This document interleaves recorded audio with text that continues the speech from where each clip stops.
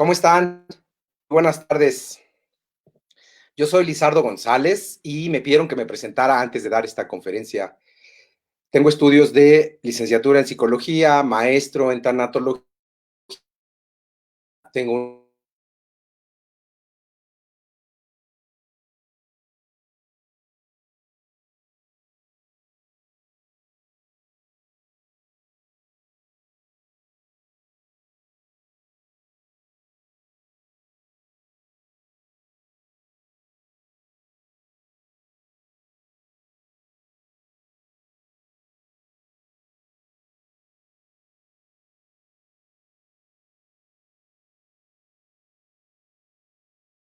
en el nivel central de la UNAM, me dedico a dar conferencias, talleres, acompañamiento.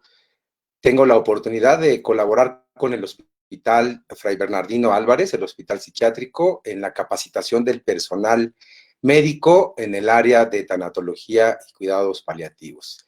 Y estamos cocinando un proyecto académico, un grupo de 4 personas de la universidad, todos, y pronto los haremos saber a través de Espacio Tanatología, la página por donde publicamos todo.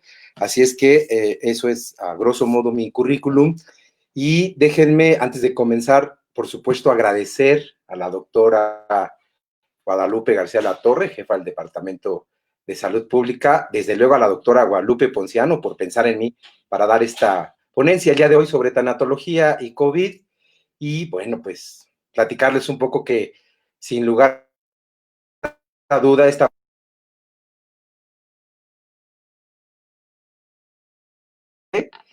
y que al día de hoy ha cobrado la vida de más de 800,000 personas,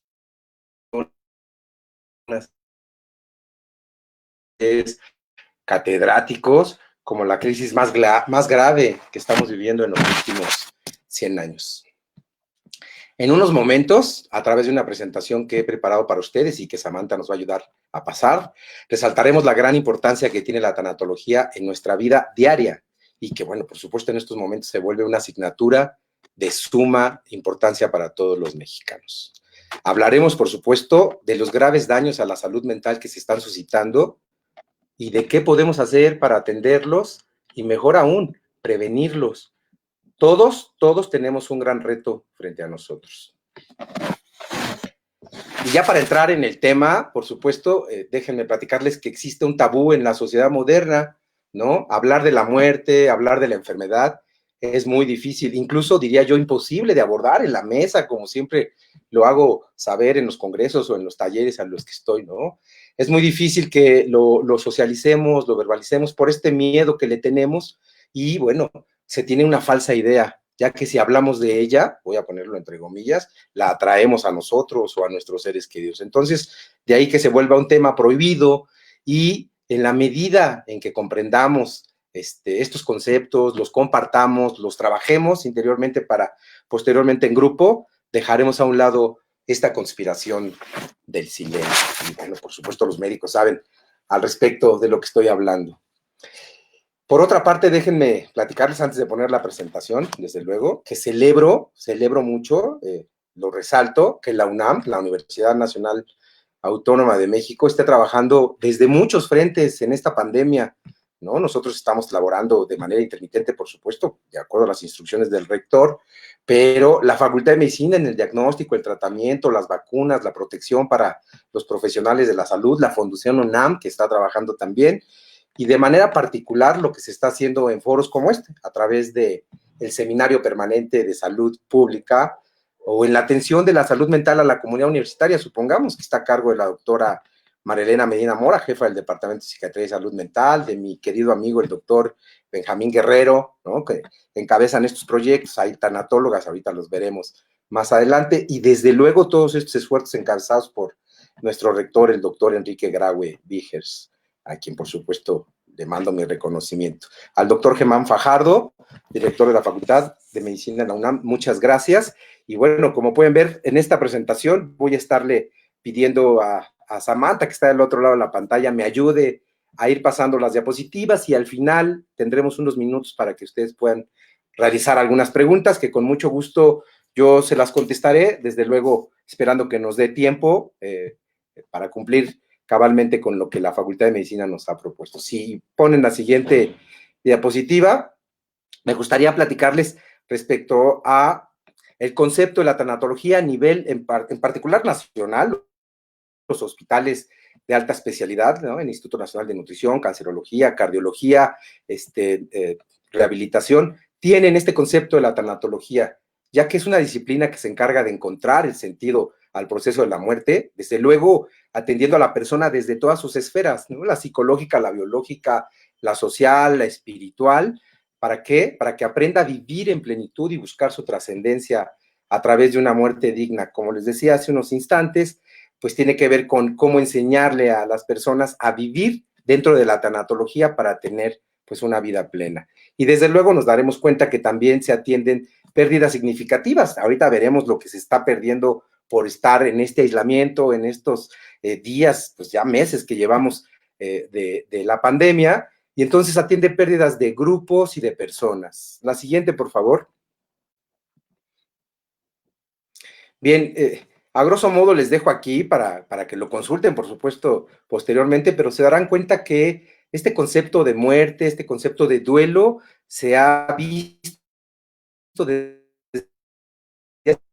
con el doctor, sus documentos que nos aporta en sus historias, y desde ahí hasta la doctora Álvarez del Río en el Departamento de Psiquiatría y Salud Mental, todos ellos son autoridades en duelo, ¿no? A los cuales nos referimos cada vez que hablamos de ellos, y bueno, pues de ahí van a ver ustedes a Kubler-Ross, que es la fundadora de la tanatología moderna, a la doctora Nancy O'Connor, al doctor Reyes Subiría, que creó la ANTAC, y que por supuesto fue discípulo de la doctora Kubler-Ross. Les dejo los nombres de estas autoridades en duelo para que ustedes puedan consultarlos desde luego más adelante. Tomaremos de ideas y conceptos de algunos de ellos para enmarcar esta plática que tenemos el día de hoy. La siguiente, por favor. Muchas gracias. Bueno, pues aquí les presento a la doctora Elizabeth Kubler-Ross. En el 2004 dejó de estar con nosotros en este plano, pero nos ha dejado una literatura que por supuesto nos ayuda, porque gracias a sus trabajos, y como pueden ver ahí está la portada de este libro que habla sobre la muerte y los moribundos, en la que pues a través de más de 600 personas a las cuales ella acompañó en sus últimos momentos, adultos, hombres, mujeres, niñas, niños, pudo determinar este modelo que, como pueden ver en las imágenes de abajo, consta de 5 etapas. Nos sirven, por supuesto, como base, ¿no? Para identificar en qué momento de estas etapas se encuentra la persona, y solo por poner un ejemplo, que es lo que hace la doctora Kubler-Ross en este libro, narrar cómo aborda a sus pacientes. De hecho, a partir de este libro se hicieron seminarios, hay fundaciones por todo el mundo, hay hospicios que ayudan a la persona, por supuesto, a morir en sus fases terminales, a morir en paz, pero sobre todo a buscar una vida en plenitud. Entonces, estas fases, pues, bueno, son la negación, la ira, la negociación, la depresión y la aceptación. Hablaremos un poco más adelante al respecto, por favor. La siguiente, Samantha. Muchas gracias. Bien, como pueden ver en esta imagen, ¿no? La muerte es vista como un tabú, como les decía hace unos instantes. Socialmente no podemos hablar de ella. Sí tenemos días específicos, como el 1 de noviembre, el 2 de noviembre, en la que ponemos ofrendas y demás, pero pues realmente es un proceso natural que debemos todos tener claros que vamos a vivir, y nos acompaña la muerte. Entonces, de esa misma manera, la siguiente, por favor, nos daremos cuenta de qué pasa con nosotros, ¿no? Cuando tenemos miedo a la muerte. Estos autores españoles, el doctor Astudillo y la doctora Mendinueta, nos dicen los principales motivos del temor a la muerte. Y miren, seguramente ustedes hagan este ejercicio desde donde nos están viendo para saber si también tienen ustedes estos miedos. ¿Para qué? Para que entonces se platique, vayan, lo atiendan y podamos hablar de ello. No reconocerla como parte del ciclo vital, esa es la primera de los motivos. El desconocimiento de cómo se produce, ¿no? La muerte puede ser accidental, por una enfermedad, pero siempre habrá una causa de por qué se produce la muerte. El recuerdo de otras pérdidas, ya sea otras muertes u otras pérdidas significativas, que me hacen cerrarme y entonces no poder manifestar mis emociones con respecto a lo que está sucediendo. La impotencia para detenerla, ¿no? Hemos hecho hablábamos de los últimos 100 años, los grandes pasos que ha dado esta ciencia y la tecnología, la medicina, ¿no? Para prolongar la expectativa de vida. Hace 100 años se vivían 34, 35 años. Hoy en día alcanzamos 74, 75 años los hombres, casi 80 las mujeres. Y entonces, bueno, hemos prolongado a doble la expectativa de vida, pero también deja manifestar las emociones. Por supuesto, su significado de ruptura total, ¿no? De que es irreversible la muerte y esa persona, ahorita lo veremos con el doctor Freud, esa persona no va a regresar. Los cambios en la vida familiar, el rol que se juega, y todo lo que puede suceder cuando un miembro de mi familia se va y toda la dinámica familiar que se ve afectada. La culpabilidad por acciones o omisiones, ¿no? Yo siempre les comento, el hubiera no existe, se intentó hacer todo por la persona y bueno, muchas veces la culpa es la que no nos deja en paz. Y no saber manejar las emociones, que es algo que nos está sucediendo en esta última generación, en estos últimos 20 años, estamos estresados, todo misa, ¿no? Hoy, ¿por qué? Pues porque nos pidieron resguardarnos y estar tranquilos. También existe, pues bueno, miedos y algunas emociones que vamos a ver más adelante. La siguiente, por favor. Muchas gracias. Bien, la siguiente, pérdida y duelo en tiempos de COVID-19, ¿no? Que es el tema de la plática de hoy. La siguiente, por favor. Muchas gracias. Esta diapositiva que viene de la Comisión Universitaria para la Atención de la Emergencia Coronavirus de la Universidad Nacional Autónoma de México, que encabeza el doctor Samuel Ponce de León, al cual también le mandamos un cordial abrazo, y en el cual están haciendo los reportes. Hay que ser claros a todos los que nos están viendo, porque parte de ver noticias a cada rato, amarillistas y demás, nos pueden dar una mala información. La Secretaría de Salud Federal, la Secretaría de Salud del gobierno, esta comisión en particular, por supuesto que la información nos está dando mucha luz y certidumbre. La siguiente, por favor. Vean cuántos casos ya tenemos, ¿no? Más de 6,800 muertes en México. El día de ayer se confirmó. Bien, y bueno, pues por supuesto que la pérdida más contundente, ¿no? Pues es la muerte. Y como dice el doctor Freud, cito esta frase, desde luego, ¿no? Que la pérdida por la muerte de un ser querido es una de las experiencias más dolorosas que podemos vivir como seres humanos, ya que además de ser dolorosa experimentarla, ver que se va esa persona, nada nos consuela, ¿no? No regresar, sabemos que esa persona no va a regresar y eso es lo que nos hace sufrir. Y eso tiene que ver por el apego, por el vínculo y por muchas circunstancias que se dan en el momento de la muerte. Y ahorita vamos a ver qué sucede, ¿no? La siguiente, por favor, con la nueva manera del duelo que estamos viviendo actualmente. Miren, les decía, ya llevamos más de 3 meses en esta cuarentena por pandemia y entonces hay una restricción sanitaria en la cual nos dicen que si nuestro familiar, ser querido, falleció por COVID, pues bueno, no puede ser velado como lo teníamos como sociedad en costumbre, ¿no? No podemos ir y enterrarlo, no podemos ir y darle un abrazo al deudo, como pueden ver en la foto, que está ahí presente en su imagen. Ha cambiado la nueva forma de ver el duelo y eso tiene que quedar, por supuesto, en los anales de la historia. ¿Por qué? Porque a nosotros nos está llevando a una nueva forma de rituales, ¿no? A través de, en particular, la computadora, la línea, el internet, el Facebook, incluso hay misas ahora que se están dando a través de WhatsApp. Tenemos que encontrar y adaptarnos, esa es la finalidad, adaptarnos a una nueva realidad. Y esta, la siguiente, por favor, y esta es una de ellas, adaptarnos a las que... Muchas gracias. Debemos considerar, por supuesto, y lo subrayo, el impacto en la salud mental por la epidemia sanitaria que estamos viviendo, ¿no? Derivado del temor por contraer la enfermedad y de que las medidas sanitarias que nos han impuesto, desde luego, y que las cuales yo sugiero que debamos seguir, el aislamiento, el uso del cubrebocas, no estar en reuniones, y solamente lo necesario poder hacerlo, pero estando de este lado, ¿no? Encerrados, donde no podemos hacer muchas cosas, pues sí, están surgiendo ciertos trastornos que debemos de atender todos los que nos dedicamos al acompañamiento o a la atención de la salud mental de las personas. Adelante, por favor. La siguiente. Gracias. Muchas gracias. La siguiente, vamos a ver qué pérdidas están viviendo. Si pueden ver ahí, dice pérdidas versus duelo.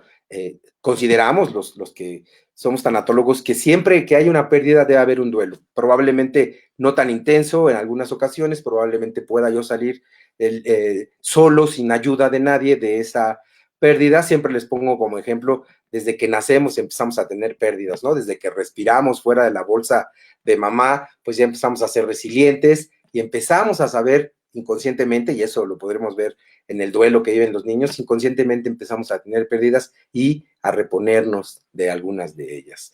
La siguiente, por favor. Muchas gracias. El doctor Freud, Sigmund Freud, menciona en Duelo y Melancolía, en 1917, hace 100 años, les decía, que el duelo es una reacción ante la pérdida de un objeto amado, ya sea de una persona querida, de un ser querido, o de una abstracción equivalente, un pensamiento, un proyecto, la libertad, ¿no? Entre paréntesis voy a ponerlo, la libertad que creemos que la estamos perdiendo, que es lo que está sucediendo en estos momentos, la comunicación, la violencia intrafamiliar y demás que está sucediendo a partir de esta pandemia. Y entonces dice que, pues bueno, por supuesto sufrimos porque no hay forma de que se repare esa muerte. Entonces, el objetivo de la tanatología, ahorita veremos lo del duelo, pues es readaptarnos a una nueva realidad. Entonces, el doctor Freud resalta que no solo la importancia de a quien perdemos, sino qué perdemos cuando esa persona muere, ¿no? Y eso lo podrán ver ustedes más adelante en esta presentación. La siguiente, por favor. Bien, para este autor español, Montoya Carrasquilla, él afirma que en ninguna situación como en el duelo, el dolor es producido totalmente. Fíjense, el dolor biológico duele el cuerpo. Hay un dolor, no es tisular, pero sí hay un dolor y hay eh, estudios científicos que lo demuestran. El dolor psicológico, duele la personalidad.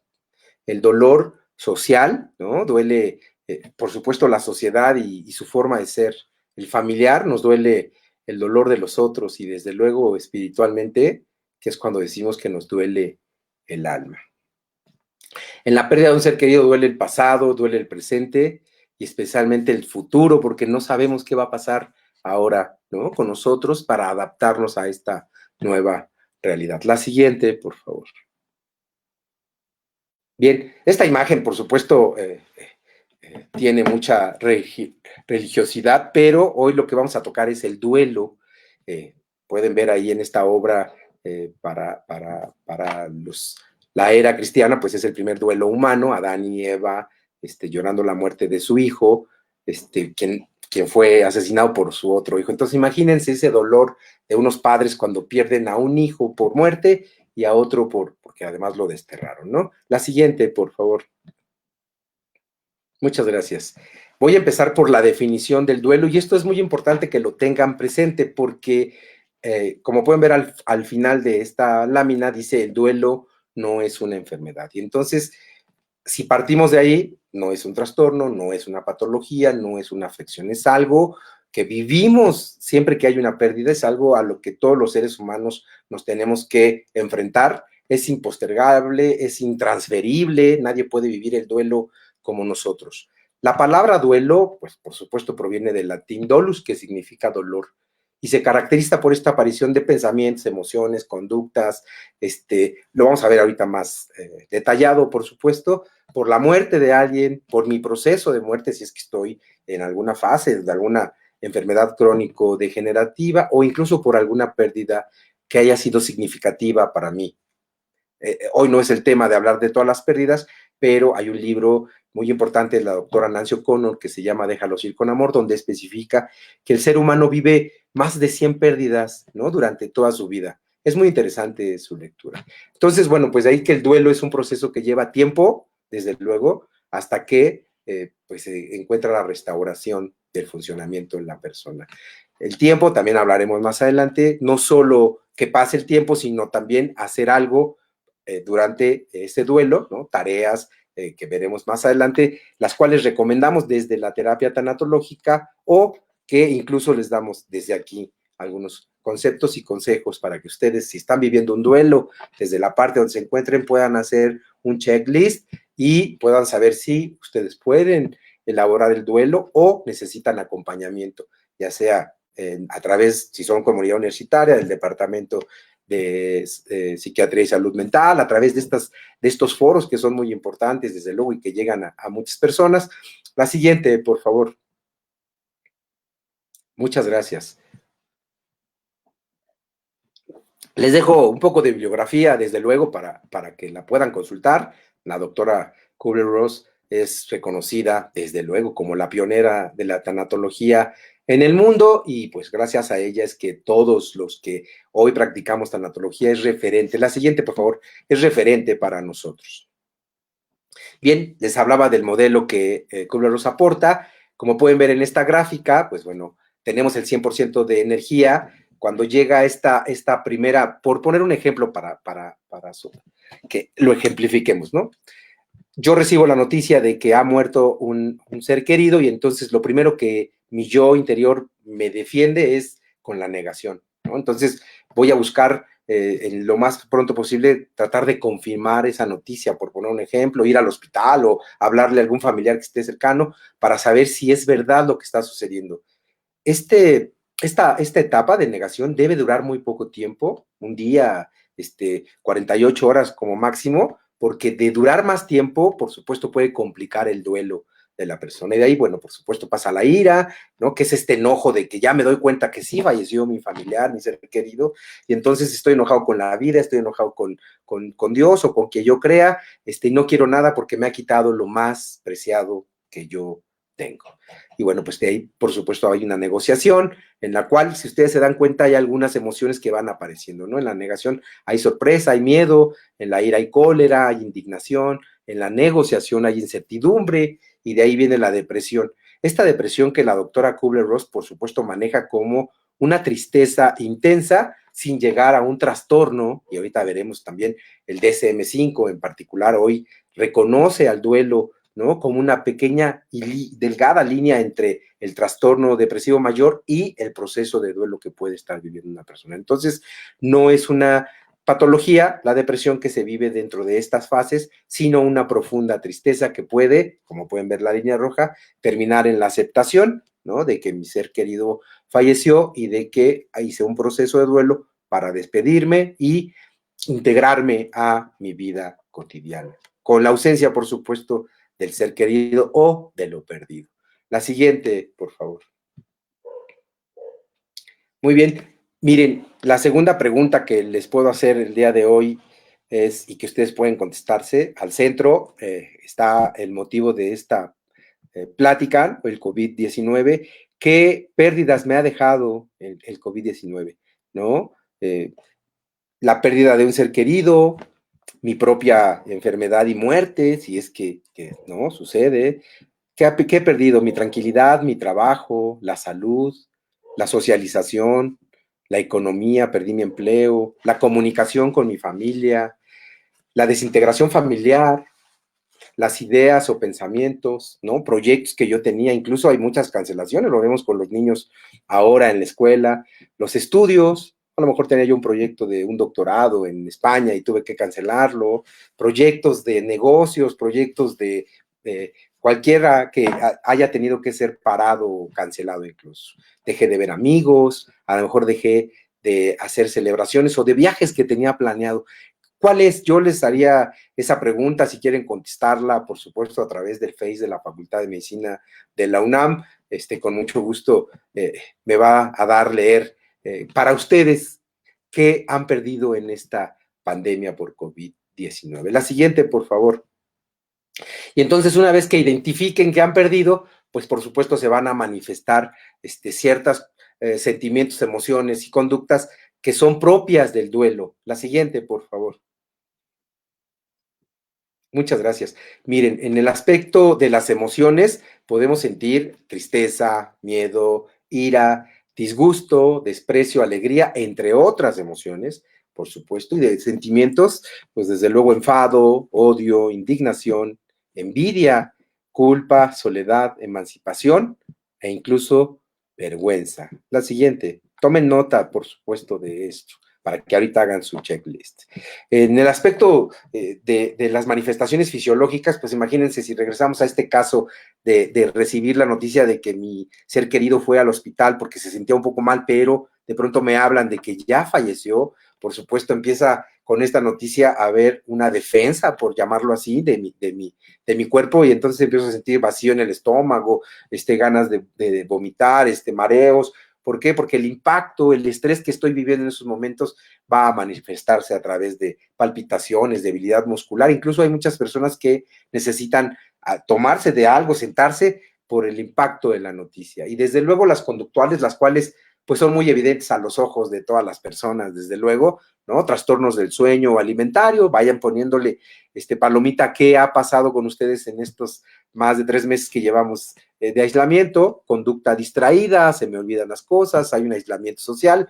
Por referirme a aislamiento social, no de salir, por supuesto, no lo hagamos, sino incluso de no visitar redes sociales, no hablar por teléfono con mi familia, no hacer videollamadas, ¿no? Llantos o suspiros continuos. Hay muchas personas que atesoran objetos, que resguardan habitaciones de la hija o el hijo que falleció, y bueno, no se tocan jamás. Visitar lugares que se frecuentaban con la persona que ya no está.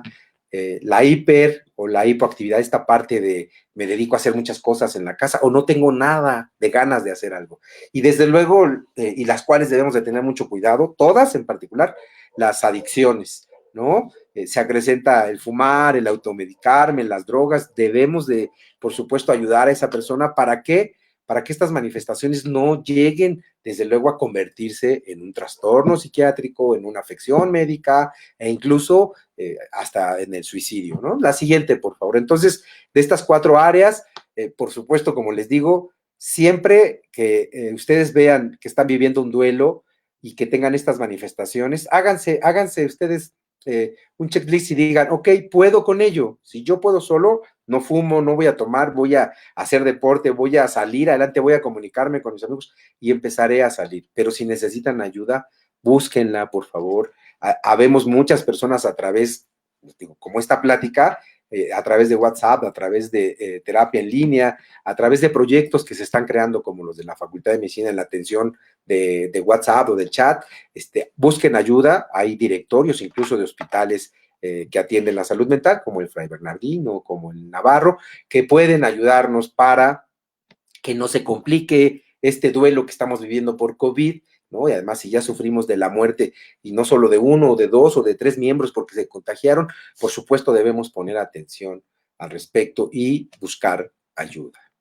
Y bueno, pues el objetivo del duelo, sin duda, pues es dar expresión a los sentimientos, a las emociones, para que identifiquemos, en principio, las comprendamos y encontremos cauces apropiados de canalización e integración.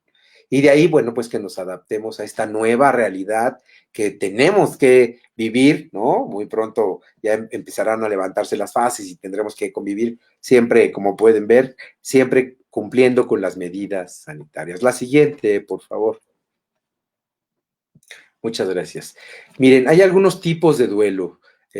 Puse muy pocos, desde luego, para no concentrarme solo en ese tema, pero el duelo anticipado, como pueden ver en esta imagen, tiene que ver con los duelos que podemos ir despidiéndonos, por llamarlo así. No sucede así en los cuidadores principales que no tienen capacitación, al contrario, ellos sufren el burnout, o sea, se queman, ¿no? Emocional y físicamente, pero en el duelo anticipado, si hay una persona que ya tenga pues cierto tiempo que nos dijeron los médicos que solo va a vivir, pues bueno, nos da la oportunidad, desde luego, para despedirnos, para pedir perdón o para que nos den el perdón, desde luego, y sobre todo para cerrar pendientes. Yo lo que siempre les digo, hagan una lista, ustedes hoy que están viendo esta presentación, hagan una lista de 6 o 7 cosas que yo haría para mi muerte. Probablemente mi donación de órganos, probablemente mi voluntad anticipada, probablemente mi testamento, probablemente mi herencia en vida, probablemente dejo claro qué quiero cuando ya no esté aquí. hagan esa lista, compártanla con su familia, rompamos este tabú de que si hablamos de la muerte la invocamos, no es cierto, eso no sucede. En cambio, si hablamos, podemos tener una muerte digna, por supuesto, pero sobre todo vivir en plenitud. La siguiente, por supuesto. El duelo congelado, que es lo que les decía hace unos minutos, puede convertirse en una patología, ¿no? En un trastorno de síntomas somáticos, en un trastorno obsesivo-compulsivo. ¿Por qué? Porque yo me hago el fuerte, ¿no? Y esto sucede mucho, sobre todo en esta cultura en la que el hombre no debe de llorar y debe de siempre de estar fuerte. Y entonces resulta que hago a un lado el duelo, no me importa y sigo mi camino. Y por poner un ejemplo, y que sucede mucho, voy a otro velorio o veo que alguien más muere y de pronto me suelto a llorar y la gente dice, bueno, pero si no lo conocía. Eso quiere decir que traigo duelos pendientes de pérdidas muy significativas y que estos duelos que se congelan o que no se hacen caso, tarde o temprano salen a la luz, pero además con un mal funcionamiento de nuestra persona. La siguiente, por favor. Y el duelo ambiguo, de este hay dos, voy a decirlos rápidamente. El primero, como pueden ver, pues bueno, son los alumnos de Ayotzinapa, en el cual los deudos perciben a la persona ausente físicamente, pero mientras no tengan la certeza de que murieron, para ellos están vivos, ¿no? Psicológicamente están en alguna parte, y esto sucede no nada más ahí, sino con como se les ha llamado, que desgraciadamente no me gusta ese nombre, las muertes de Juárez, los feminicidios donde no encuentran los cuerpos. Siempre cuando atendemos a las personas, no hay un cuerpo, siempre hay una ambigüedad porque nos dicen, bueno, ¿cómo puedo hacer un duelo si a lo mejor está vivo y regresa? Entonces, esta ambigüedad causa mucho daño en las personas y por supuesto hay que trabajarlas en terapia tanatológica. La siguiente, por favor. La otra parte del duelo ambiguo es lo contrario. Está físicamente la persona, pero psicológicamente ya no está. Eso sucede mucho con demencias ya avanzadas, ¿no? Por llamarlas así, Parkinson, está Alzheimer. Afortunadamente es muy poco el porcentaje de personas que pues son críticas en estas dos áreas, pero bueno, sucede con los accidentes, supongamos que hay muerte cerebral y entonces la persona sabe que sigue ahí su ser querido, pero que ya no le escucha o que ya no puede platicar con él. Entonces, este es un duelo ambiguo porque volvemos a lo mismo. La persona no sabe si vivir el duelo, si esperarse, y es un desgaste emocional y físico muy grande. La siguiente, por favor. Muchas gracias. Y bueno, esto lo pongo como un duelo normal. Las manifestaciones que les decía, siempre les digo un parámetro es si son muy intensas, si duran más de 2 semanas, si están muy combinadas, ¿no? Si no duermo, si no como, si estoy de malas, si lloro todo el tiempo, si además estoy bebiendo alcohol y no bebía o bebo más, si estoy fumando, por supuesto que eso puede causar un daño en todo mi organismo, desde luego, y emocionalmente. Necesito ayuda. Y a veces nos da pena buscarla, ¿no? ¿Por qué? Por estos estigmas que suelen suceder de buscar ayuda de atención mental. Entonces vamos a quitarnos también ese estigma de la locura, que pues, ni siquiera ya existe esa palabra para los que manejamos la salud mental de las personas, pero que en la sociedad se habla de ello, de si vas al psicólogo o al psiquiatra, estás loco. No es cierto. Estoy cuidando de mi salud, es una inversión que yo hago. ¿Por qué? Porque en el momento en que yo esté mejor, pues por supuesto voy a ser más productivo, voy a ser feliz, voy a vivir en una vida plena. La siguiente, por favor. Entonces, bueno, este es el duelo normal que se vive sin que sea exagerado. Y desde luego existe el duelo patológico, y yo diría, y le quitaría la palabra patológico porque entonces ya se volvería una enfermedad, pero así se llama en la literatura, y yo me quedaría con el duelo anormal. Este duelo que de no trabajarlo se puede complicar en un trastorno psiquiátrico, en una afección médica o incluso en un intento o en el suicidio. Debemos de tener mucho cuidado. Si vemos a alguien deprimido, por supuesto, ofrezcámosle que busque ayuda. Ahora, vuelvo a repetir, hay muchas formas de que podemos atender vía electrónica, vía digital, y bueno, con el proyecto que les digo que pronto haremos, también estaremos atendiendo a muchas personas. La siguiente, por favor. Muchas gracias. ¿Qué factores debemos considerar en el duelo? Mire, son 4 factores. Los primeros, los psicológicos de cada persona. Yo siempre les comento que es un traje a la medida, ¿no? Cuando la persona va a terapia de duelo, al consultorio, tenemos que analizar, por supuesto, su historia clínica, su relación con lo perdido o con quien perdió y demás. Pero tenemos que analizar estas cuatro áreas. ¿Cómo estaba la relación con la persona que falleció? ¿Qué recursos personales cuenta? ¿Ha tenido otras pérdidas? ¿Su resiliencia está fortalecida? ¿Su autoestima? Tenemos que hacer, por supuesto, un análisis durante las siguientes sesiones, las circunstancias específicas de la muerte. Yo estuve presente ahí, lo vi, no pude hacer nada, hubo un estrés postraumático, ¿no? Al estar en un accidente o en el hospital. Recordemos este caso muy sonado de las personas que fueron al hospital y abrieron la bolsa de la persona, su familiar, su ser querido, y la abrieron. De hecho, se contaminaron, se infectaron de COVID, pero eso es lo que sucede, ¿no? Esta parte del trauma que posteriormente debe ser atendido, si es inmediato, mejor, porque si no, puede salir al año, a los 2 años, y incluso cambia mi vida, mis decisiones, mi relación, y hacia dónde voy. Y desde luego los apoyos externos. Ya hablábamos en particular de las redes de apoyo digitales, pero la más importante, la red de apoyo familiar, la de estos amigos que están junto a nosotros y que nos dicen, vamos a hacer algo, vamos a buscar ayuda, hay fundaciones, hay asociaciones, que nos ayudan, ¿no? O en las cuales nosotros ayudamos. Pongo como ejemplo el Hospital Fray Bernardino Álvarez, que sus cursos de capacitación son gratuitos, y que eso por supuesto se resalta, porque además ahí tenemos a un miembro de la Facultad de Medicina en el cuerpo directivo, en lo cual celebro desde luego, y buscar ayuda. No tenemos que pensar muchas veces en no tengo dinero. El dinero a veces, por supuesto, queda a un lado, y hay muchas personas que pueden ayudarnos si tenemos un problema con respecto a un duelo que se pueda estar complicando. Entonces, estas cuatro áreas las vamos a explorar en un acompañamiento tanatológico para que tengamos todo el panorama. Desde luego, vamos a ver la espiritualidad, cómo está físicamente, hace deporte, se cuida, qué pasa si tiene una afección médica y está viviendo un duelo y además toma un medicamento. Todo esto debe de ser, por supuesto, siempre revisado, ¿no? Yo lo que les digo, si van a acudir a un tanatólogo, a una tanatóloga, por favor, verifiquen que esté certificado, que su base sea la psicología. Desde luego hay enfermeras también muy buenas, hay trabajadoras sociales que sean del área de la salud, porque a veces también, pues bueno, desgraciadamente nos hemos topado con personas que no lo son y pues bueno, que en lugar de ayudar lo pueden complicar. La siguiente, por favor. Bien, ¿cuánto debe durar el duelo?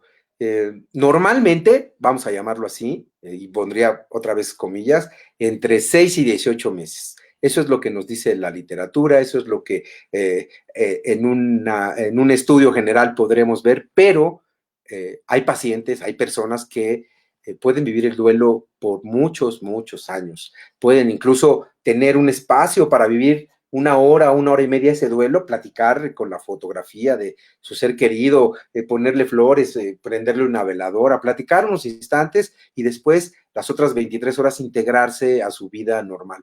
Y entonces ese duelo puede durar siempre. Lo que quiero resaltar es un duelo, si es intenso, no puede tener mucha duración porque habrá un desgaste físico, emocional o probablemente se desarrolle una enfermedad.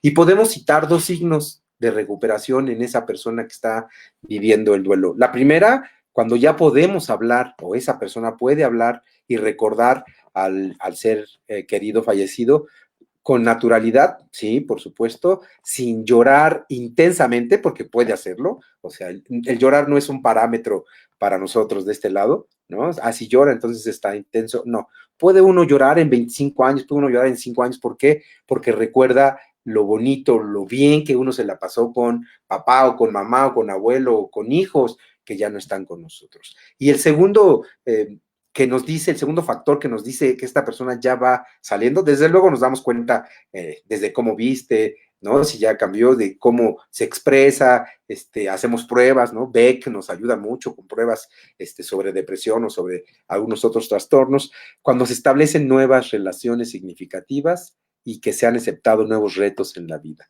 Porque el primer impacto es no quiero nada, la persona tiene un túnel en el cual está muy oscuro y largo y dice, no voy a salir de esta. El duelo lo veo muy complicado porque se murió mi pareja con la que tenía 30 años. No hay futuro para mí. En ese momento, por supuesto, se le cierra ese camino y nosotros lo que tenemos que hacer es ayudarle a que encuentre esa luz, acompañarlo. Por eso es un acompañamiento, ni adelante, ni atrás, ni cargamos, ni nos carga. Nosotros lo acompañamos. Y desde luego, cuando es un grupo multidisciplinario, porque además trabajamos con psiquiatras, con la familia, si tenemos que mandar llamarlas para que se vuelvan cuidadores principales, si hay un riesgo de suicidio, por poner un ejemplo, entonces sí se vuelve una red multidisciplinaria, por llamarlo así, de atención a la persona. La siguiente, por favor. Bien, la siguiente, por favor. Se repite.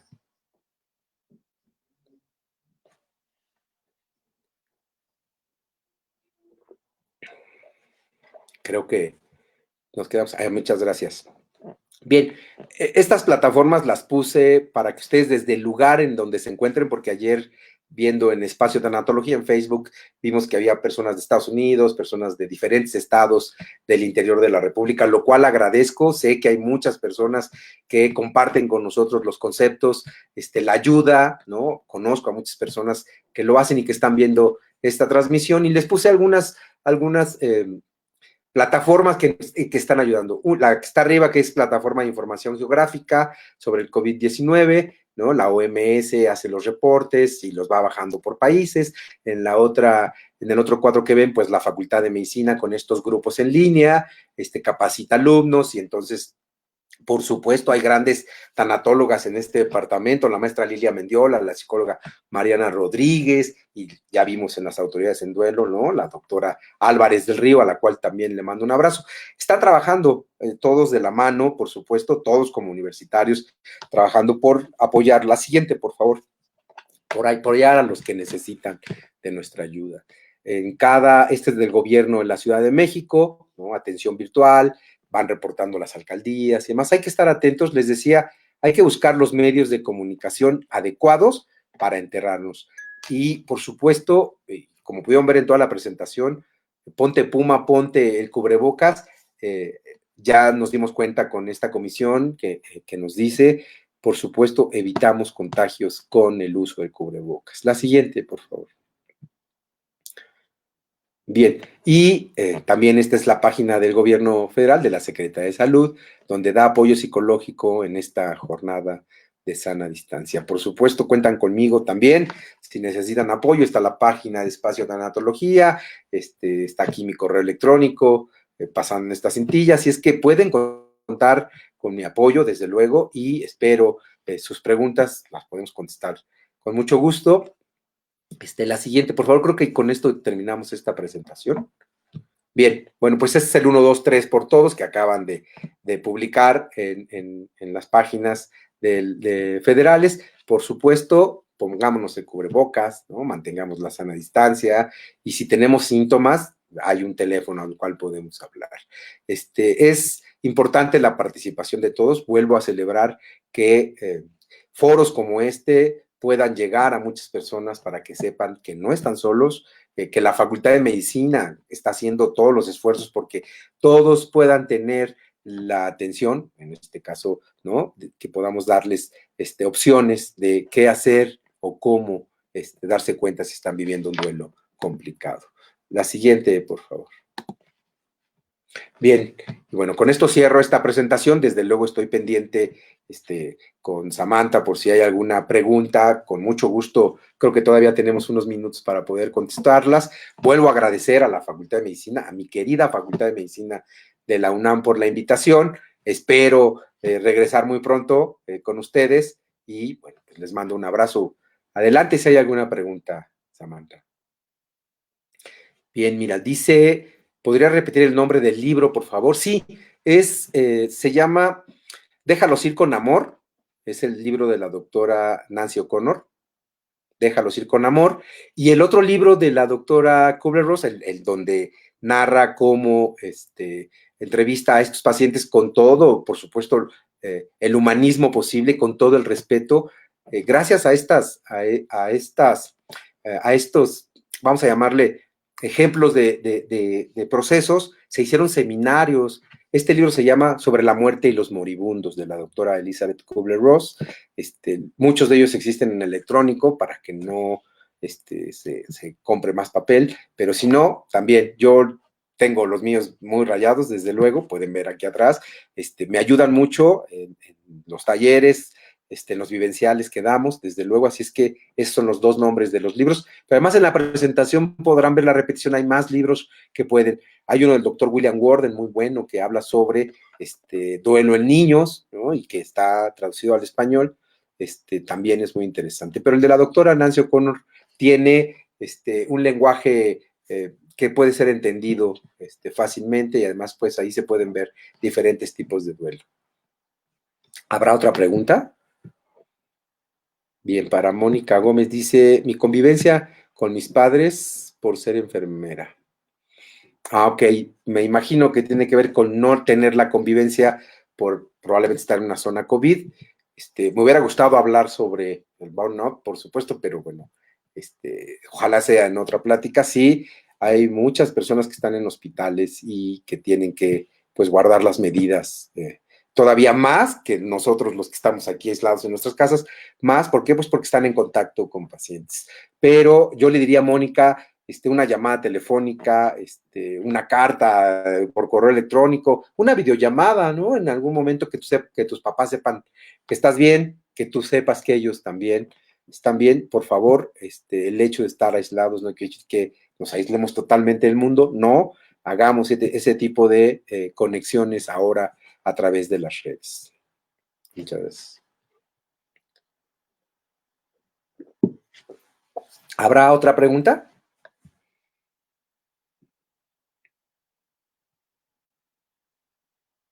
Muchas gracias, Gabriela. Muy amable. Sí, intentamos siempre estar actualizados, por supuesto, para dar la mejor información. Hoy no hablamos del DSM-5 porque no es una clase, pero sí, por supuesto. Muchas gracias. Agradezco tu comentario.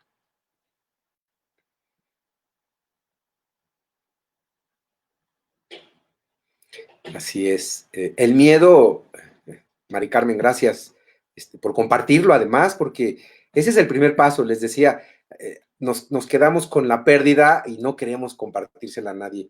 Cuando lo hacemos, llevamos una gran ventaja, porque entonces empezamos a concientizar que necesitamos apoyo. Mari Carmen, desde luego, la mamá es muy importante en nuestra vida, este vínculo que tenemos con ella como cuidadora, pues como quien nos dio la vida, por supuesto que duele mucho, hay que hacer un proceso de duelo. Yo, en los talleres que hacemos vivenciales, por supuesto, trabajamos este tipo de pérdidas, pero si no, te aconsejaría, si este miedo es muy intenso, por supuesto, atenderte con un tanatólogo. Si me escribes, puedo ayudarte desde donde estés, darte algunas recomendaciones, por supuesto, con mucho gusto, Mari Carmen. Lo siento mucho, de verdad. Dice Rosario Pérez, ¿qué debemos hacer para cuidar nuestra salud emocional en esta pandemia? Por supuesto, muchas gracias por preguntar. Es de lo que hablábamos a la mitad de la presentación. Miren, ¿cómo cuidar nuestra salud emocional? Ya hemos escuchado mucho de nos estamos peleando, no nos aguantamos. Por favor, lo primero es un acuerdo que debemos hacer. En esta pandemia no tomemos decisiones radicales. Yo les digo a los pacientes en acompañamiento, no tome decisiones ahorita, haga acuerdos por llamarle paz, ¿no? Vamos a esperar a que salga todo esto, porque estamos en un ambiente en el cual no estábamos acostumbrados. Hacer conscientes nuestras emociones, por supuesto, tratar de expresarlas, desde luego, de manera apropiada, porque, por decir un ejemplo, si estoy enojado, pues entonces le pego a la pared, aviento las cosas. No, hay muchas técnicas, hay relajación, hay atención a la salud mental, hay acompañamientos, hay muchas formas, hay muchos videos en YouTube que nos pueden ayudar para relajarnos, para tener conciencia de qué está pasando conmigo, por qué estoy tan enojado. Y en la manera, yo les pongo un ejemplo, manejamos un cuadernillo de trabajo con 11 páginas, igual se los puedo proporcionar, en el cual hacemos que esa persona que está molesta o que acaba de pasar una pérdida muy significativa, trabaje Esto no sustituye la terapia tanatológica, por supuesto, pero nos ha dado mucho resultado en los talleres vivenciales, desde luego. Entonces, verificar nosotros qué comemos, cómo dormimos, estoy durmiendo las horas que debo. La Facultad de Medicina, a través de la Clínica del Sueño, nos da muchos reportajes con respecto a qué pasa con estos trastornos del sueño si no cumplo con las 8 horas mínimo. Pues bueno, se va haciendo una carga, y además si mal como o no como, o como de más incluso, pues bueno, puedo generar algún trastorno. Entonces, cuidar lo que como, cuidar lo que tomo, hacer ejercicio en casa. Por supuesto, no podemos salir. Bueno, hay muchos videos también donde podemos hacer rutinas. Solo necesitamos que, por favor, todos pongamos de nuestra parte. Estar aislados no significa estar atados. Desde luego debemos, una, ser tolerantes; dos, ser resilientes; tres, ser comprensivos, ¿no? Tenemos niños que también no están acostumbrados a estar encerrados tanto tiempo. Debemos de aprender a manejar el estrés, desde luego, ¿no? Porque si no sabemos cómo manejarlo, pues sucede que explotamos. Entonces, pues básicamente yo les diría que esos factores, cuidémonos a nosotros mismos, seamos esas personas conscientes, en principio, de cuidarnos y posteriormente cuidar a los demás. Si vemos que hay, de lo que acabamos de hablar, hay factores muy intensos, ¿no? Pues es una alarma, un poquito rojo, para poder solicitar apoyo a la salud mental de mi ser querido. Muchas gracias. ¿Cómo manejamos el duelo en los niños por la pérdida de la escuela, amigos, etcétera? Sí, Fabi, muchas gracias. Fíjate que eso también nos da para otra hora, si quieren. El duelo en los niños es muy diferente a los adultos por los conceptos que tienen o que no tienen, ¿no? Pero hay 4 conceptos que podemos enseñarles a los niños a cualquier edad. Desde luego, te darás cuenta que entre los 0 meses y los 2 años, el niño todavía no comprende el concepto de muerte, por llamarlo así. Para él el concepto de muerte está equiparado a la ausencia principal, ¿no? Si hay una aproximación, el niño estará tranquilo, y si se va a la mamá, el niño estará inquieto. Así es como podría vivir este concepto. Pero ya en niños más grandes, a través del juego, por supuesto, podemos enseñarles la irreversibilidad de la muerte, la causa de por qué se mueren las personas. Y eso lo podemos hacer a través de infografías, de cuentos, de dibujos, empezarles a enseñar, bueno, en principio, que estamos pasando por algo que no nos lo esperábamos. Decía el doctor Samuel Ponce León el viernes que dio su entrevista, en noviembre no sabíamos que iba a pasar esto, todos hicimos planes para este año, los cuales pues tuvimos que postergar, cancelar o dejar, o hablábamos de las personas que ya no están con nosotros. Entonces, de una u otra forma, platicar con los niños. Si yo recomendaría, de preferencia, en el vínculo, o sea, que papá y mamá sean los que hablen, ¿no? Porque a veces decimos, bueno, es que tú no le des la noticia, de la otra persona, ¿no? El papá o la mamá, el hermano mayor, la hermana mayor, sentarse, jugar con ellos, decirles lo que está sucediendo. ¿Por qué? Y sobre todo enseñarles qué va a pasar, y que lo que estamos haciendo es cuidándonos. ¿Para qué? Para que estemos juntos todos posteriormente. Muchas gracias. A través del juego, por supuesto. Ya cuando son preadolescentes, pues bueno, ya hay incluso películas, ya hay otra forma de abordarlos, desde luego. Hay que cuidar mucho eso.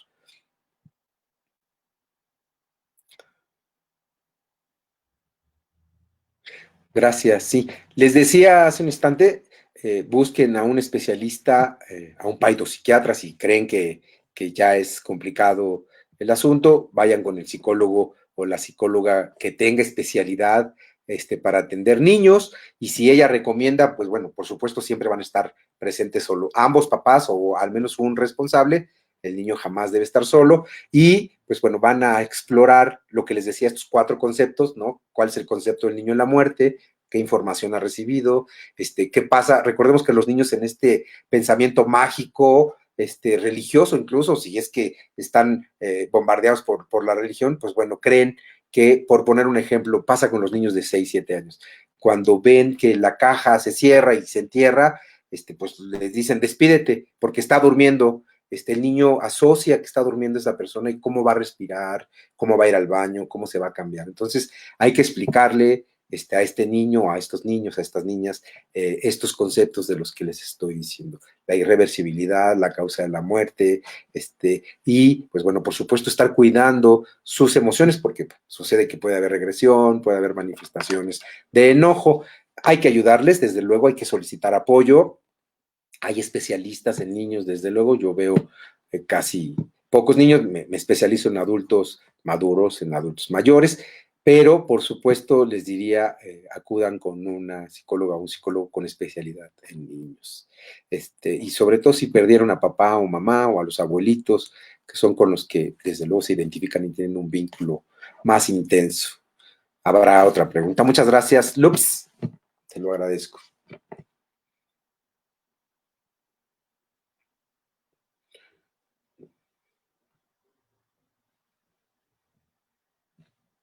Pues no, echarle la culpa a alguien. Hablábamos de esta culpa. No, no funciona. La culpa lo único que nos hace es no ver, no reconocer, estar situados en algo en donde no queremos estar. Eh, yo le diría a Erika Carvajal, no, no es la culpa de nadie, es la responsabilidad de todos. Y bueno, desafortunadamente, como ya vimos, casi 60,800 muertes, pues desafortunadamente estamos expuestos, debemos de cuidarnos, yo te diría como, eh, como una forma de conceptualizar la culpa, abandónenla, esa no sirve, no ayuda para nada, así como la negación, la culpa solo nos trae problemas. Hay que hablar, hay que buscar ayuda, entender que pues está sucediendo en todo el mundo, empezamos con muy pocos casos, hoy es alarmante el caso en México en particular, en Estados Unidos, en Europa, es alarmante y bueno, ya nos han dicho que vamos a estar aquí todavía, el virus estará todavía con nosotros, viene la época de diciembre, donde hace frío, donde aparece la influenza, hay que tener mucho cuidado, hay que cuidarnos, hay que protegernos y trabajar con los sentimientos y con las emociones, Erika. Muchas gracias.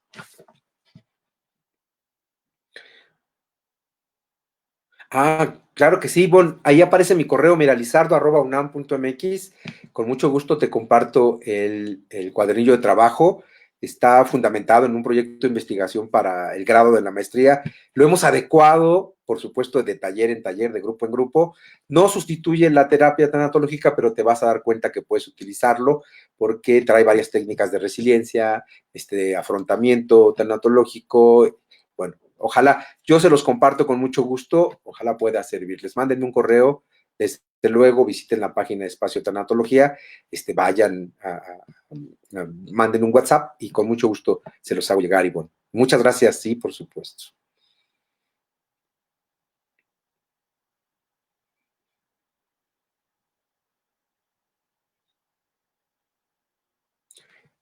Muchas gracias, Adriana. Sí, muchas gracias por tus comentarios.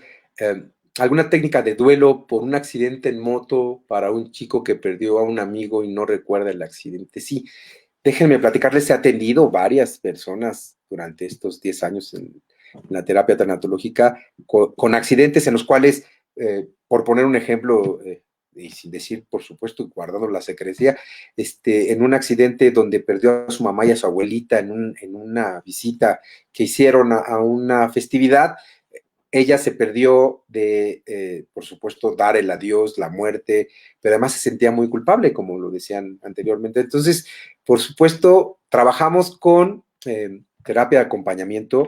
Adriana, yo la llevaría al consultorio y trabajaría con los recuerdos positivos que tiene de este amigo que perdió.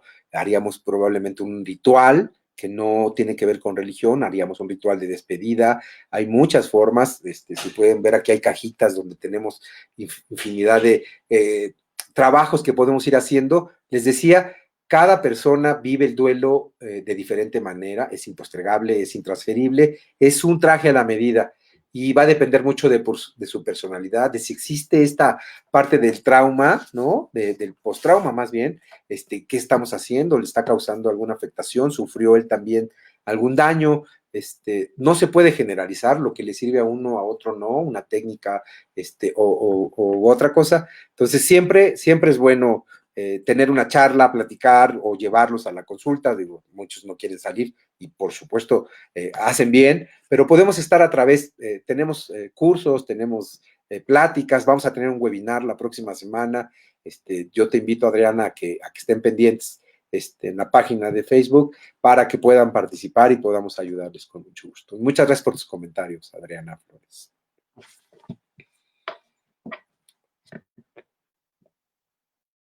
Bien, creo que ya con eso terminamos, ¿verdad? Muy bien, muchas gracias. Yo les mando un abrazo. Vuelvo a dar mis agradecimientos a todos, a la doctora Lilia Macedo, a la doctora Irene Durante, al doctor Fajardo, a todos. Muchas gracias y gracias por la invitación, por considerarme para estar el día de hoy aquí. Estamos viendo. Muchas gracias.